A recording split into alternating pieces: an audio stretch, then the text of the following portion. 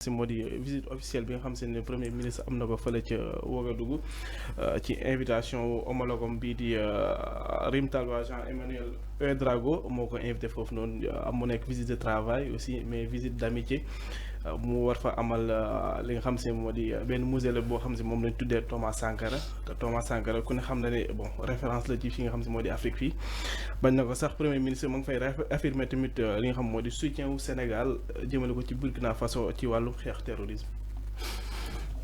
bon c'est question bi am na solo parce que angle bi nga ko waxtaanee dafa am solo parce que malheureusement au Sénégal on reste toujours sur des détails. J'ai entendu une certaine presse ou certaines personnes amuñu lu ñuy def lu dul ay détails yu ñàkk fayda way Ibrahima Traoré nii la nuyoo Ousmane Sonko nii la ko waroon nuyoo xam nga ça c'est des petits détails.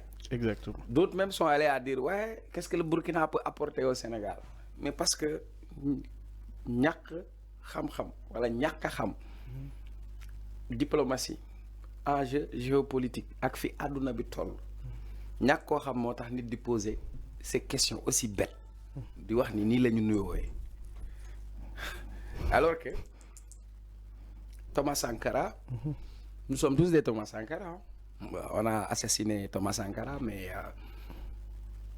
l'assassinat de Thomas Sankara a fait éclore 1000 Thomas Sankara, des gens qui ont les mêmes idées que Thomas Sankara. D'abord, c'est important pour que notre génération nous sache. Voilà quelqu'un qui, sur son parcours, jeune officier, de Madagascar, dans son histoire, il a vu une révolution au Madagascar, alors que Bobo est dans l'armée. Thomas Sankara s'est illustré pour défendre le Burkina Faso. Il y a une guerre, la guerre des pauvres entre le Burkina Faso et le Mali. Thomas Sankara s'est illustré. Mais toute sa révolution, il avait très tôt compris, anticipé que l'impérialisme occidental, ça veut dire quoi? Colonisation, bien que nous réduire en esclavage, coloniser nous, jël tok ci sunu ay alal wut ay préfet. Est-ce que tu sais que après les indépendances, les Français se sont organisés pour mettre des présidents marionnettes? C'est ce qu'ils ont fait au Gabon, en Côte d'Ivoire, Sénégal et partout ailleurs pour défendre les intérêts des Français. Moi, le fameux France-Afrique. Il faut vous documenter, Jacques Foccart. Ban rôle la doon joué nga doon dégg bi ñu joxe indépendance Gabon seen premier président ne nous sommes les Gabonais, nous nous sentons français. Est-ce que vous avez imaginé ce que la France a fait? Thomas Sankara avec ses idées révolutionnaires, il vient, première chose, il faut couper le cordon ombilical. Ça veut dire que tour bi sax tour yi ñu dëkk tuddee woon suñu dëkk yi sax tour colonial la. Côte d'Ivoire mooy la Côte d'Ivoire, c'est parce que là-bas lañ doon jël de l'ivoire, c'est la côte où on va chercher de l'ivoire. Ghana ñu tuddee ko Gold Coast, la côte de l'or. Comprenez? Burkina s'appelait Haute-Volta. Thomas Sankara commence par donner un autre nom, Burkina Faso, le pays des hommes intègres. Mais Thomas Sankara, dans sa révolution, c'était contre l'impérialisme. Son discours, les actions qu'il a eu à mener. Jamono bobu, jamono guerre froide, là, etc. Thomas Sankara, indi ay idée de gauche. Gëm ni que rien ne peut développer l'Afrique sans les Africains. Donc, on a assassiné Thomas Sankara et ni contribué même pour son assassinat. Ce sont ces présidents marionnettes qui étaient là. Je n'ai pas besoin de revenir sur l'histoire de Thomas Sankara, etc. Il a été lâchement assassiné. Et même ni ko assassiné Blaise Compaoré. Bi Burkina Faso di def seen révolution, ñan ñoo rawale Blaise Compaoré. Français yi ñoo dem rawale Blaise Compaoré. Fan lañ ko yóbbu? Ci ndey dikkeem fële ca Côte d'Ivoire Ouattara. Pas besoin de revenir sur l'histoire du Burkina Faso. Benen bi, nous partageons non seulement l'histoire et la géographie. C'est méconnaître même qu'est-ce qui nous lie. Ñu ñëw bokk Afrique de l'Ouest, mieux encore, Sahel moo ñu boole. Burkina amul port. Ban port la Burkina ay BM di jaar? Dakar wala Abidjan. Donc, quand des gens disent que ouais, le Burkina ne peut rien nous apporter, c'est de la petitesse. Moi, j'ai des amis au Burkina, dans le cadre de mes missions en tant qu'élu local, dans des sommités africaines, j'ai eu à rencontrer des jeunes Burkinabés, des Béninois, des Congolais, etc.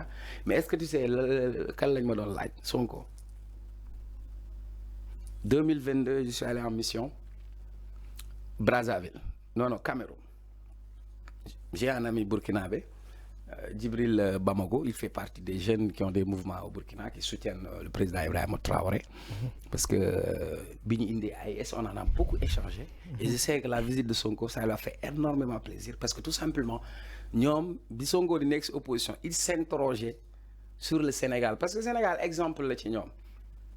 La personne d'Ousmane Sonko dafa dem ba am benn leadership au niveau africain. C'est-à-dire, comment il a fait pour révolutionner? Parce que au-delà des élections, c'était une révolution politique axée sur un discours panafricaniste, axée sur un discours anti-impérialiste, axée sur un discours contre le CFA. Alors, à l'opposé, yan leader lañu amoon, c'était des gens yoo xam ne dañu nekkoon au sein de la CEDEAO, mais qui étaient là que pour les intérêts de la France. Donc, tey bi Bassirou Diomaye Faye di def son investiture, soo amee seetlu da ngay gis délégation du Burkina, délégation du Mali, délégation de la Guinée. Auparavant, quand Macky Sall était là, c'était rupture de banc. CEDEAO teg leen embargo, ñu embargo Mali bi à côté. Alors qu'en Afrique, la chaise africaine dit quand la case du voisin brûle, il faut l'aider à éteindre le feu. Si vous ne le faites pas, le feu peut se propager pour atteindre votre case. C'est-à-dire, sa dëkkandoo këram di tàq wutal siwo nga dem wallu ko ndax boo ko walluwulee daay gi mën naa ñëw ba ci yow. Mooy première chose d'abord du point de vue sécuritaire. Kon tey si on laisse tomber le Burkina mën nañu atteindre. Donc la stabilité sous-régionale, le Sénégal daf ci war a jouer un grand rôle sur les enjeux sécuritaires. Moo tax ñi ne amuñu lu ñu fay def lan moo tax bi Sénégal di dem Gambie di intervenir pour dindi fa Yaya Jammeh. Sénégal ban intérêt la ci amoon lu tax Sénégal def ko parce que l'intérêt qu'on avait c'était la sécurité de la Gambie et stabilité boobu ça va nous permettre d'avoir une zone tampon vis-à-vis de la Gambie. Pourquoi en 1998 le Sénégal est intervenu en Guinée-Bissau pour rétablir l'ordre?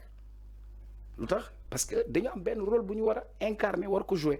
D'autant plus qu'aujourd'hui nous sommes une vitrine africaine en matière de démocratie. On a eu des alternances politiques, il n'y a pas eu de coup d'État. Donc dans toute la sous-région, c'est le seul pays boo xamante ni am na cette stabilité institutionnelle. Maintenant revenons sur l'affaire. Ban intérêt moo ci am ak ban enjeu li Kwame Nkrumah doon wax Africa must be united. Le combat de Amical Cabral qui s'est battu pour l'indépendance de la Guinée et du Cap-Vert. Le combat de Patrice Lumumba, Thomas Sankara. Tous ces gens dañu amoon benn idéal. C'est une longue étape. Après les indépendances ñu dafay continuer. Mooy li Frantz Fanon doon wax chaque génération a sa mission. À elle de la découvrir, de l'assumer ou de la trahir. Donc aujourd'hui, on a une mission générationnelle en tant que jeunes africains intellectuels qui s'assument et qui assument leurs responsabilités pour la transformation de l'Afrique. Nous ne sommes même pas conscients de ce que nous avons. Actuellement, l'Afrique, c'est le continent de l'avenir. En 2050, l'Afrique sera le continent le plus peuplé. Mieux encore, ñun ñoo ëpp ay réserves de ressources naturelles. Ñoo ëpp ay jeunes. Yàlla manqué lu ñu dara. Donc qu'est-ce qui manque à l'Afrique? On doit se poser des questions. Comment faire pour transformer d'abord le système colonial, le système mondial qui essaie de mettre les genoux sur nous? Il y a des freins au développement de l'Afrique. Donc on doit nous réorienter pour prendre notre destin en main. Et pour prendre notre destin en main, on avait besoin d'un leadership. Et aujourd'hui, il y a un leadership nouveau, générationnel, qui commence à émerger. Donc là, il faut qu'on prenne conscience sur ça. Prenez l'exemple de la Chine. Après Mao, durant les années 70-75, la Chine, c'était un pays sous-développé. Mais comment la Chine a fait aujourd'hui pour dire que première puissance mondiale? Chinois yi dañu nekkoon ci ay gis nga boo doon seetaan film chinois yu njëkk ay saret la ñuy toog ay karaté affaire léegi dama nga xool Trump indiwul guerre commerciale lan la mujjee lemul ah la Chine s'est inspirée des autres dem France naxanteeg ñoom def transfert technologique former seeni ay nit teg une politique industrielle teg seen politique agricole dem ci technologie ba tey la Chine mooy de number 1 si l'Afrique s'unit mais doole boobu kenn attanu ko. La France a besoin de nous. Les Russes ont besoin de nous. Les Chinois viennent ici pour trouver des marchés. Mais même le marché africain, nous, on ne parvient même pas à faire des échanges commerciaux entre nous. Donc pour moi, c'est un avantage. Le fait que Ousmane Sonko réitère le soutien du Sénégal, c'est une bonne chose, d'autant plus que Ibrahima Traoré du photo. Parce que si nous avons pas des marionnettes, maintenant il faut qu'on se soutienne. Et puis, nous savons que le changement c'est maintenant. Demain c'est aujourd'hui. Il faut que les Kwame Nkrumah en Africa must united. Voilà. Exactement. Merci. Les Français ils disent base militaire française, nous je suis très fier. Qu'est-ce que la France a fait en Centrafrique? Ils étaient censés les sécuriser. Qu'est-ce que la France a fait au Rwanda avec la Belgique? Libye. Le génocide s'est passé sous leurs yeux. Et pire encore, ce sont les colonisateurs qui ont créé les germes du génocide. Parce que nous avons séparé les ethnies, nous avons des cartes d'identité, nous avons fait Hutu, nous avons fait Tutsi, nous avons fait une minorité. Qu'est-ce qu'ils ont fait en Libye? Qu'est-ce qu'ils ont fait au Mali? Oui, mais ça va. Mané, nañ deugal suñu bop nit ku ñul dafa tollu mu sigi sagal bopam gëm bopam deugal bopam aduna bi fi ñu toll ci rawante nañ fa dem ci xam-xam ci technologie ci science yalla may nañu lepp quoi.